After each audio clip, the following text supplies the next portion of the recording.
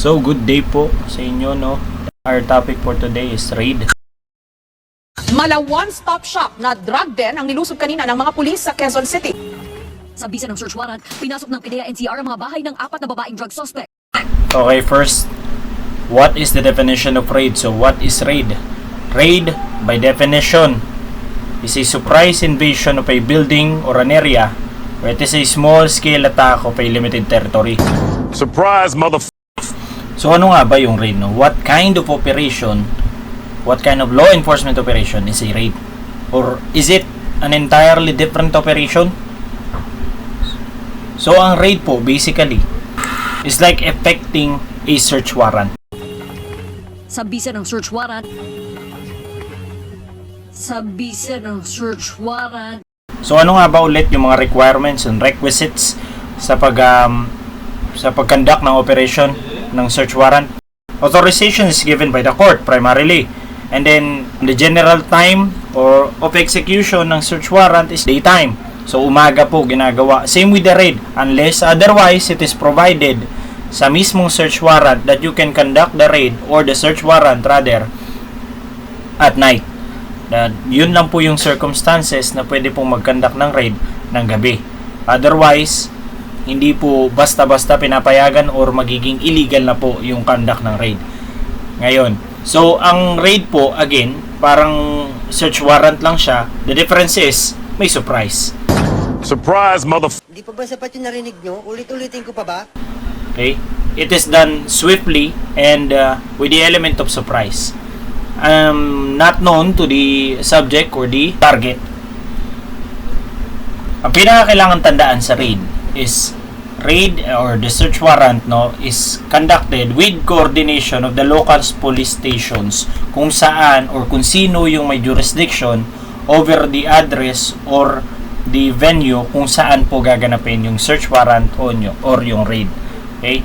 And yung coordination with that local police station or local police unit, LPU as we call, no, is more of a manifestation of courtesy.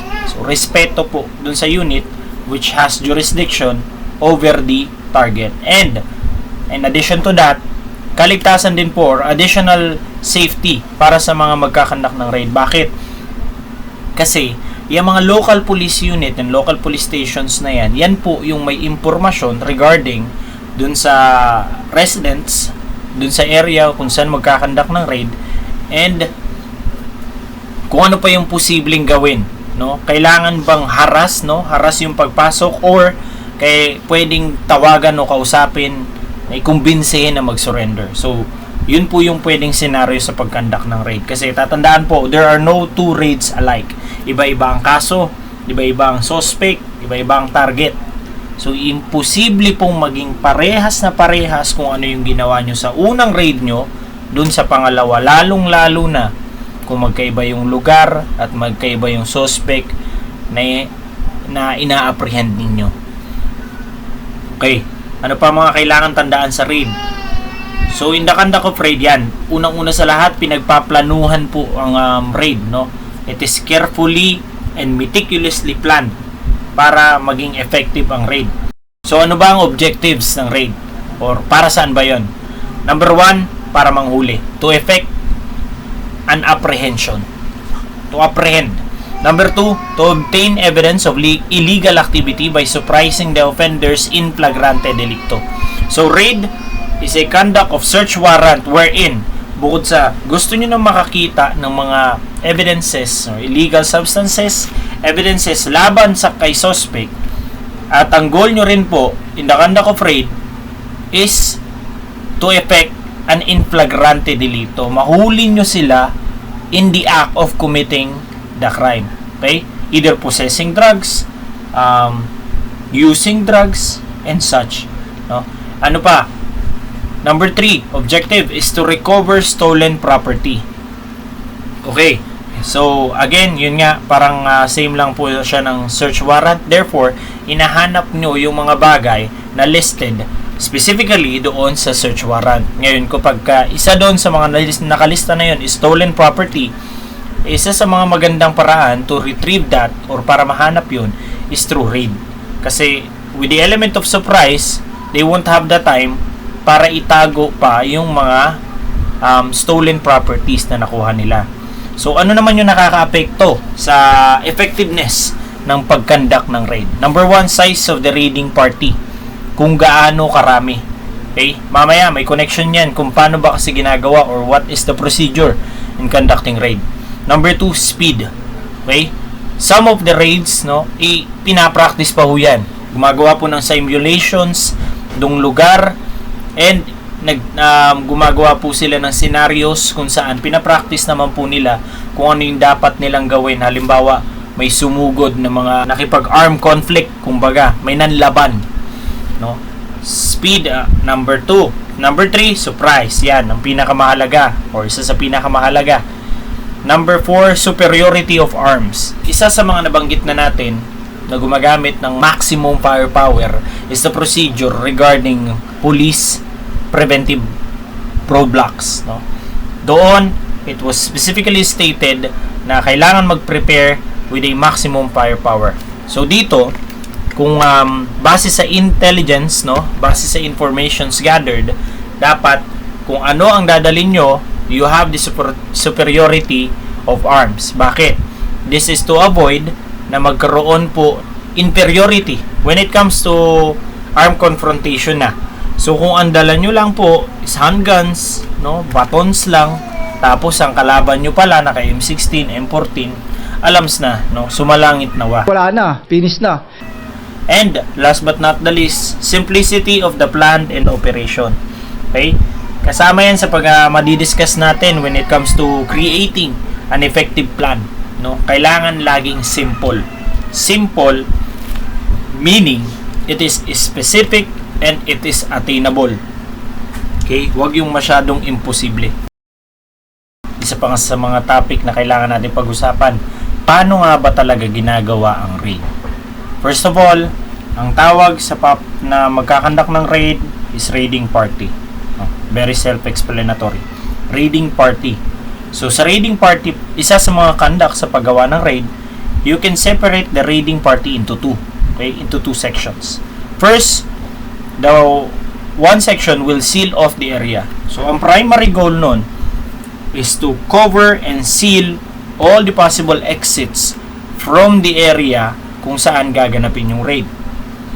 All possible exits including windows, kahit maliit pa yan, iskinita, no, mga other exits bukod sa kahit fire exits.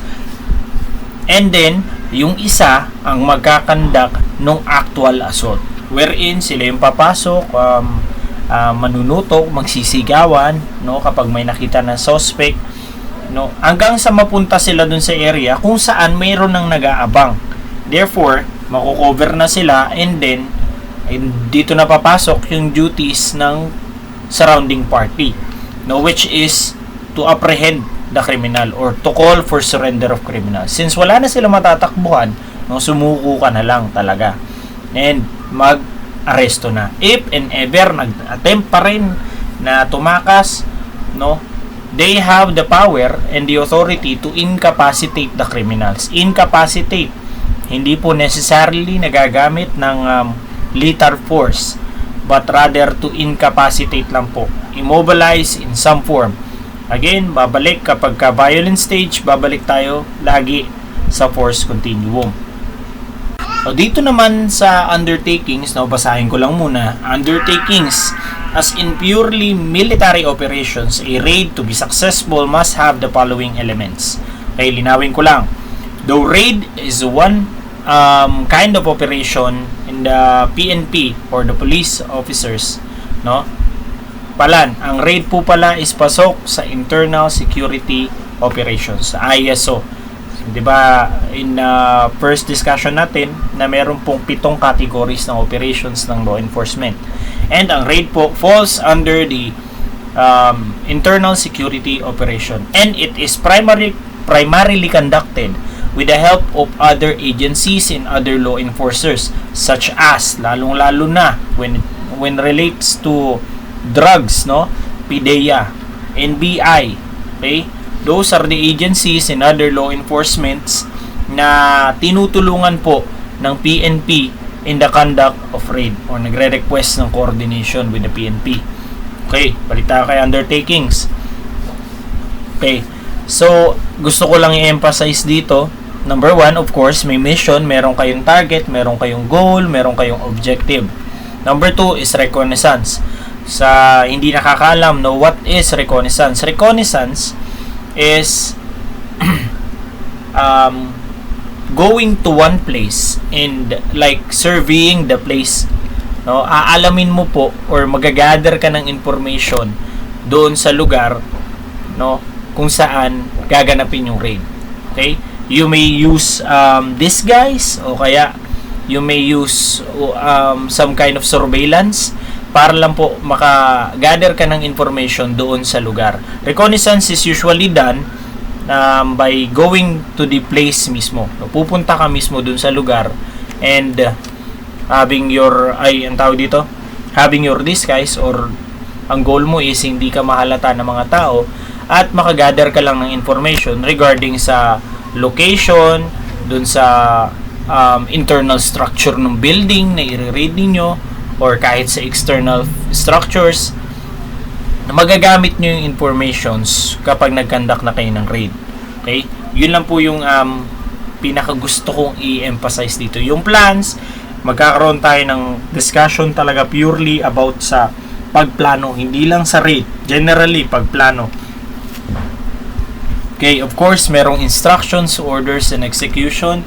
Hindi ko na ganong i-discuss yung doon sa part na yon. Okay, sa planning the raid, kailangan alam yung terrain and the building should be subjected to close study. Okay? Okay, sige, segue na natin tong planning and raid. Okay, the terrain in the building should be subjected to close study. No. In some cases po, pati blueprint po ng building, inaaral pa po nila on where to enter and to where to enter and to seal off the area para emphasize po or ma-utilize yung the element of surprise. Number 2, yun nga, kailangan mag-conduct ng reconnaissance and surveillance sa lugar para magkaroon ng real-time updated information sa paggawa ng plano sa pag-conduct ng raid. The participant should be informed of the nature of the mission. Lahat ng mga raiding party or magiging members and elements ng raiding party dapat alam na alam nila kung ano yung main objective o yung mission sa pag-conduct ng raid. Okay? Such as yung nangyari doon sa yung mga ni-raid na mga pogo na buildings, no? So dapat alam na alam nila kung paano o kung ano talaga yung goal para manghuli ng mga illegal na mga dayuhan, ganyan and such. Number 4, kailangan yung raiding tactics, again, parang checkpoint lang, meron pong kanya-kanyang designations para pagdating doon sa conduct na mismo ng raid, alam nila kung sino yung magpapatumba ng pinto, kung sino yung magli-lead at sinong dapat gumamit ng specific na gamit, no? Para hindi magtuturuan at hindi pa lahat mako-compromise. Okay, doon naman tayo sa conduct na ng raid. Now, there are 3 general settings given in your notes. 1, approaching the buildings or barricades. Approaching pa lang. Number 2 is inside the building. Number 3, last is raid during the night. Okay? So, nakalagay din po dyan the respective general procedures you should conduct during those 3 settings. Okay? Doon muna tayo sa approaching buildings or barricades. Okay. Number 1, use tear gas and obscuring smoke whenever possible. Okay? The idea of using tear gas and obscuring smoke screens, ganyan, is magkaroon kayo ng camouflage. Okay? Or concealment. Yan. Okay?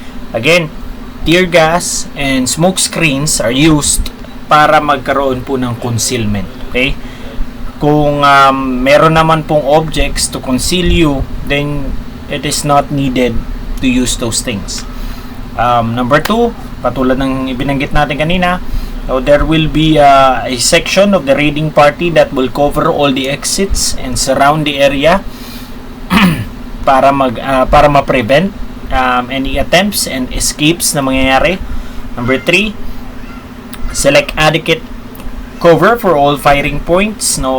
Make sure that as you go along the path papasok dun sa target place, make sure that you look around you and magtingin ka ng mga locations and objects that will be your cover in case of armed confrontations.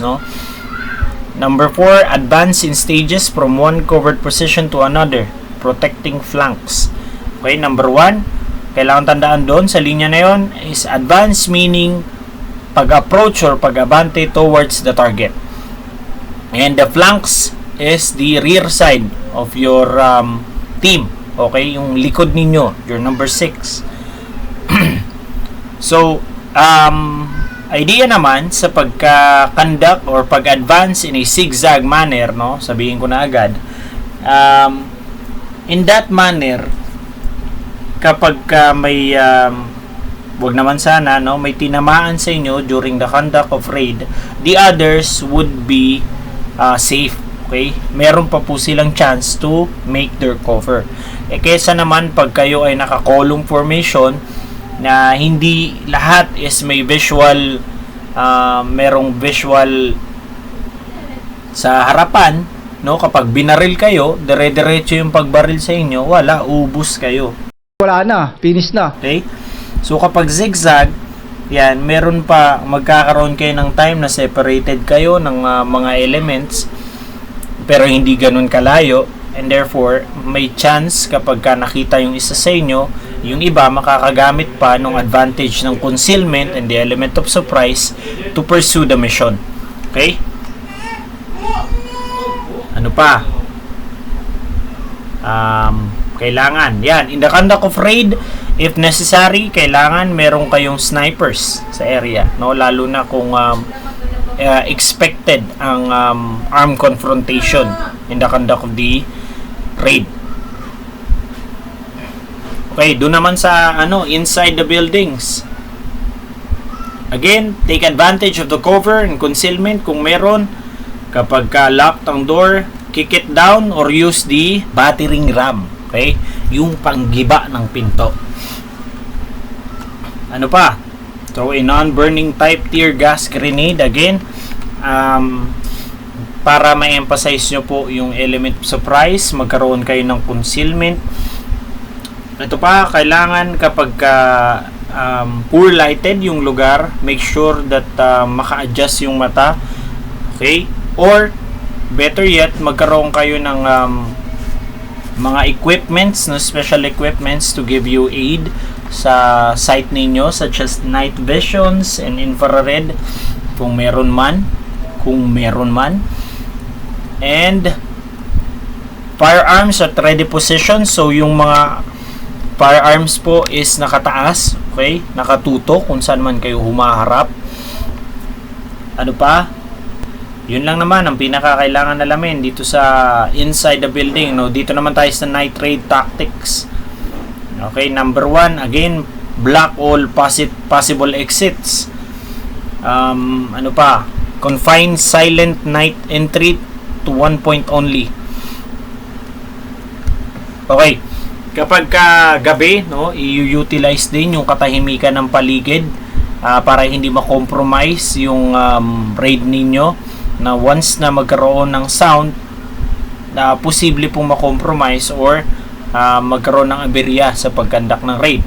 Kaya nakalagay din dito na kapag once that you are approaching or advancing dun sa target, kapag nakagawa kayo ng noise, unnecessary noise or anong tawag dito, unexpected noise, you should stop and listen kung meron bang kung merong movement dun sa loob ng location. Okay? Kung kayo ba ay na-compromise na o hindi. Yan, carry a flashlight.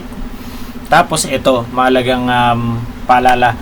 Kapag nag-a-advance kayo in a hallway, make sure to stay close to the walls.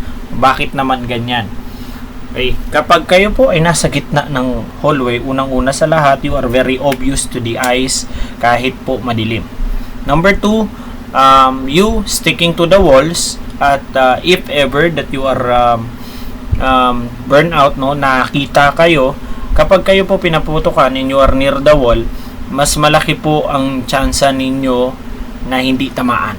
Okay? You can use the wall as means of cover. Okay? Lalo na kung hindi pantay yung daan or yung walls rather. Ano pa? Ayan, isa rin mahalagang detalye, hindi pwedeng magpaputok ng baril kung hindi naman sure o hindi naman nakikita ang direksyon ng pinapuputukan. Okay? Worst case scenario, magkaroon ng collateral damage. Okay, yun lang din naman ang pinaka kailangan tandaan dito sa night setting ng raid. Okay, lastly, doon naman tayo sa part ng disposition of seized items. Okay, seized items, yung mga nakumpiska po na mga gamit. Disposition means kung ano na po yung gagawin, no, sa mga nakuha na gamit na yan. Okay, number 1, kapag the following will be seized at the scene of the trial, ay the raid, trial lugod. Weapons which may be used against the raiding party.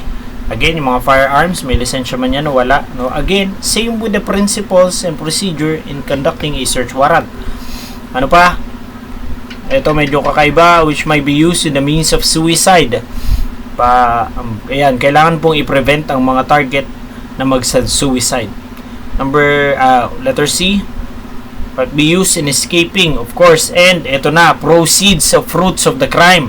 Ito na po, i-mention natin si Madinyong Relucio, no? Na kumuha daw ng mga items or ng mga appliances, no? If those are stolen properties or proceeds or fruits of the crime, talaga pong pwedeng kunin yan. Okay? Lalo na kung stolen properties. Kasi isa sa mga probable cause para maaprubahan ng search warrant is the possibility or the probable cause or evidence na meron pong stolen property inside the location of the place kung saan magkakandak ng search warrant. Kaya na pa, kapag merong money and other valuable property, dito po papasok ang proper inventory and preservation of evidence. Yung pagkandak ng chain of custody, ayan yung sa envelope, and kailangan pong mag-sign and pumirma dyan kung sino yung kumuha ng contents or ng laman, and kung and with the witness, no, may iba pang witness na kailangan.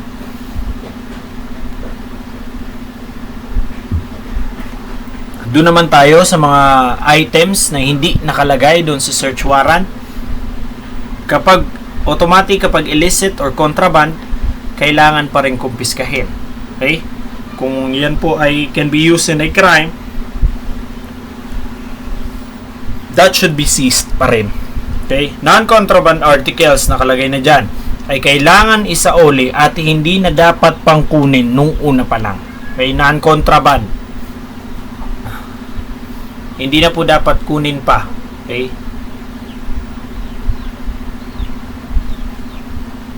So that would be all for this video. Sa mga students ko, please answer the corresponding short quiz para sa video na to. And for the rest, stay focused and subscribe for more.